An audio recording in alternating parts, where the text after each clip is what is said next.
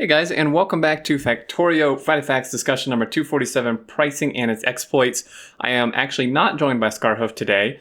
He is with family and unable to join us, and I think he may be away next week too, but we're going to go ahead and continue.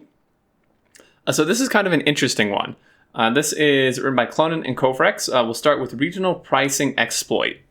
So earlier this week, I received an unusual number of support emails. Some players were having trouble redeeming their Steam keys on our website. In each case, the key they purchased was not a key eligible for a Steam key. Our order/account system isn't the most intuitive, so let me explain the ways in which people can buy the game and how it relates to our website. Our website, you buy from our website and you get a key from Humble Checkout. You use this key to upgrade an account and you can redeem a Steam key. If you buy it from Steam, which adds it to your Steam account, you can then link your Steam on our website, which upgrades your account. Humble Store, you buy a Steam key, which you activate on Steam, then follow the steps above. Or GOG, you buy the game on GOG, which lets you download the DRM free version. You can also redeem a retail key to upgrade your account. So in the cases above, the only way to get a Steam key from our website is by buying directly on our website. The players in question managed to get their hands on third-party retail keys. These retail keys aren't distributed for reselling anywhere, so the fact I was seeing a lot of emails coming in about these keys was an indication something fishy was going on. Yeah, I'd say so. The source of these keys is GOG. I double-checked this by comparing some of the keys these people were purchased with the list of keys we generated for GOG, and they matched. My first suspicion was someone cheesing the GOG return policy, buying the game, redeeming the key, and then refunding it. I emailed a contact, and there was only 21 refunds in the last 3 months, so it was not the case. The second suspicion was that the GOG server was breached somehow. They reported no incident, but we disabled all the unredeemed keys anyway, just to be sure. I checked with the list again, and none of the keys that we deactivated were used by any account. This led to the conclusion at the very least these keys were purchased legitimately. So essentially, people are legitimately buying keys. GOG confirmed sales had shot up in the last week. Then the question, where are the sales coming from? One last email to GOG, and we had our answer. Russian Federation. The reason? We have regional pricing on GOG at parity with Steam, which means someone buying from Russia could buy the game for $8.30. Wow, that's super cheap. Once they buy on GOG, they can redeem the retail key and sell it for about $20 on a third-party site. Okay, so that makes a lot of sense. Yeah, so they would make, like double their profit pretty much.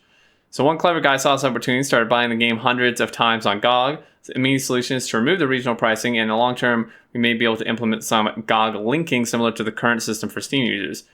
It is strange that it was only taken advantage of recently, as we've had the regional pricing since our launch on GOG 2 years ago. It may be related to the recent price increase, which brings us to our next point, which is kind of interesting. So price change reception. So around March, at the end of March, when 16 was first declared stable, they raised the price from $20 to $30, and they mentioned this on a Friday Facts previously. So Kofrex or Clonin thought it'd be interesting to see what effect it had on sales, and as showing it better than telling, here's a graph of units sold between February and June. So as you would expect, this is the sales here, and I assume these are months.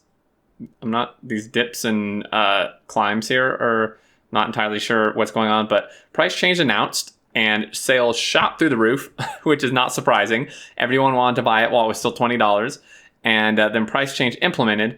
And really, you can see maybe a tiny sales dip, but it's not actually as much as I would have expected. $30 is still extremely reasonable for Factorio. But yeah, so they did get a huge sale increase here. Maybe that was their strategy the whole time. No, I'm kidding.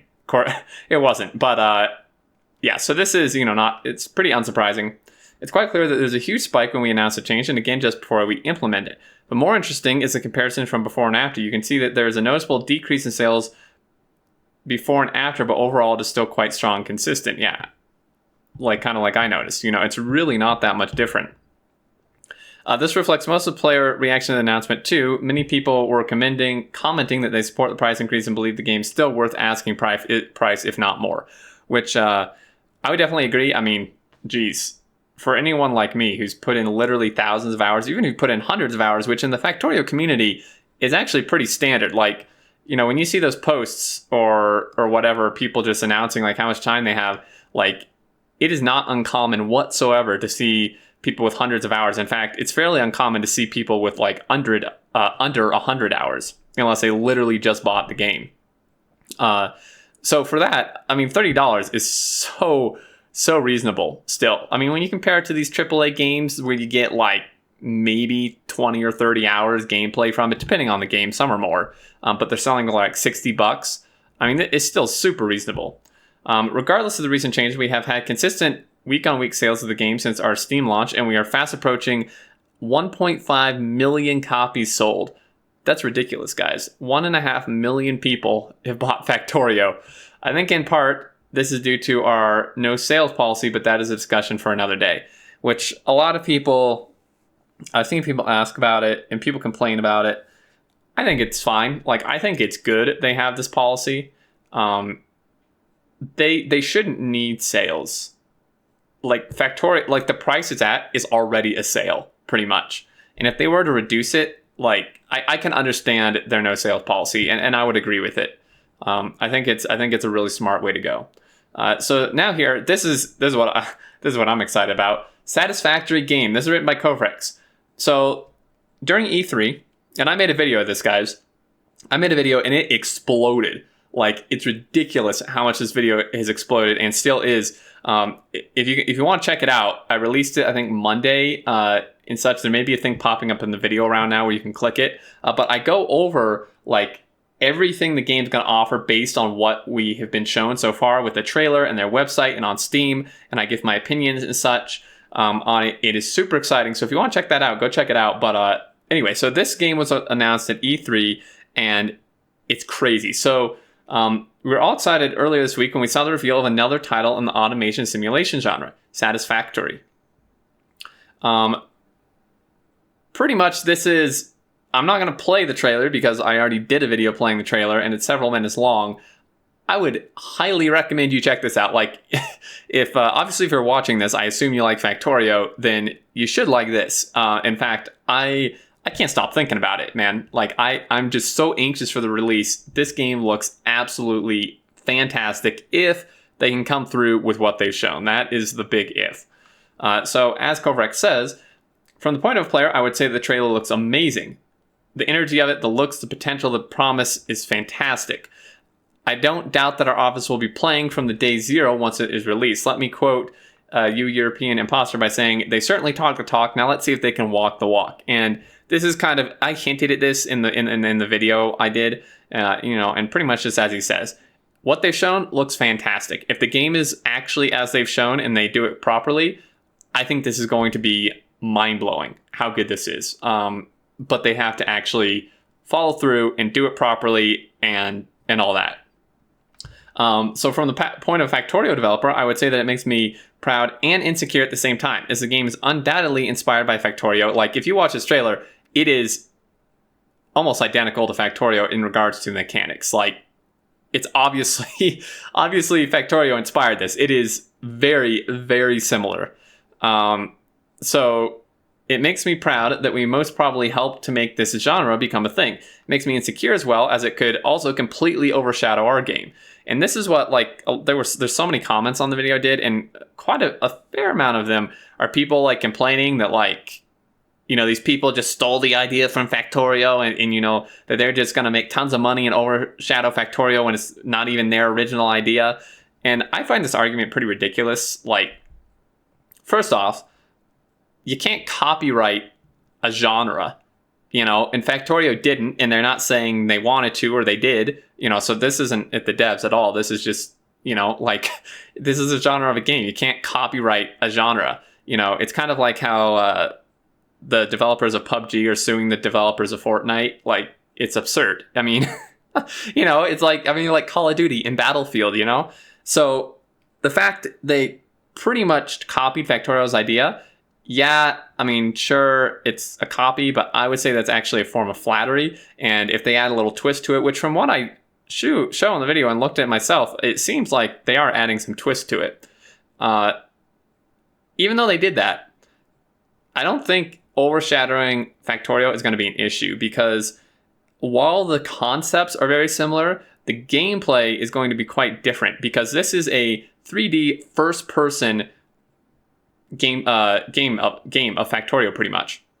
However, it's a limited map. It's the same map every time, which personally I don't mind and such. But what this is going to mean is that you can't build as big as Factorio. You won't have the RNG, the new map every single time. And it's obviously a 3D first-person perspective, so it probably won't be as optimized as Factorio. So I think you're going to have people who are still going to prefer Factorio. Like, I don't think this is going to take away from Factorio much. Sure, there's people who may stop playing Factorio and play this, but I mean, the devs had to see this coming at some point. I mean, it's a brilliant idea for a game, Factorio, and I'm surprised it hasn't happened before now that someone's come up. Someone kind of did it. I think it was called Starlight Explorers, but it's very, very slow development. It's not really something I'm interested in. But I mean, you had to kind of see this coming. But anyway, so basically what he says is kind of what I said. To that, I would say that if they manage to do a game that is better than Factorio on every level, then they deserve it.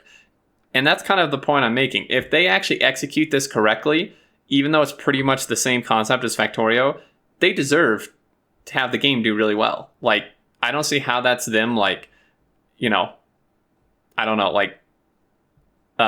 unlegitimately making money or just making money super easily, which is what people were commenting in my video. It's like, if they actually put forth the effort and make the game as they show it, in the trailer, and make it work, why shouldn't they do well? I mean, it looks amazing, right? If there's still going to be areas where Factorio is better, the potential success of the game can actually help us. And this is the other counter argument to the people complaining, is it's like, even if it does decent and it doesn't just overshadow Factorio, this can actually help Factorio, because people who find this, who may not know about Factorio, will be searching for similar games, and then they will find Factorio, pretty much as he just says here. And then obviously vice versa, but this could actually help. Even if it does blow up and overshadow Factorio, that doesn't mean that that could still help them, because sure, I feel like the replayability is not going to be as high as Factorio. So at some point, even if the game blows up and just kind of overshadows Factorio for a while, people are going to stop playing at some point, I think a lot earlier than you would in Factorio, due to the limited map and the same map and stuff. But they may still be hungry for more and look for alternatives, and then that will bring them to Factorio. So I think either way, it's going to kind of benefit the game, both games. And I am just super looking forward to it. On their website, they do say they want to try to release it this year, at least in alpha. And man, I hope they manage to, because I can't stop thinking about it. It's so awesome. So yeah. And if there's some takeaway for us, that it is we shouldn't wait with finishing the game too much. And I think this is an extremely important point to close out with. I've given my opinions on this before, and I'm not really going to harp on it. The devs do an absolutely mind-blowing, outstanding job with the game and making it so stable, bug-fixing stuff, not releasing super buggy, broken versions, which I think is huge. On the other hand, development is really, really slow. There's anywhere from, I would say, a minimum of 5 months to over a year between major Factorio releases. And the rate this is going, they still have 17 to release, which who knows when that's going to be. And then I think they also said they want to do 18 and then would be 1.0. I think this is something, I'm glad they're realizing this, that they can't just take another 2 years or something to finish the game, because that is what may kind of kill it, right? Is these guys release this year, let's just say, if the devs haven't even released 017 by the end of the year, or even if they have, if all they've released is 017 by October or something, I think that could be the one issue. But yeah, so it's cool they're realizing this, that they shouldn't wait with finishing the game too much, because otherwise this is going to happen. Other people are going to come forward and make a game faster and compete. But anyway, that's going to do it, guys. As always, thank you so much for watching. I hope you enjoyed, and leave your thoughts down below. Again, definitely check out the trailer, check out their website, check out the video I did of this. It just looks super cool. And leave your thoughts on their forums, as always. But I'm really glad the sales are still doing well for them for sure. And I think that's going to do it. Until next time, I look forward to seeing you all, and do take care.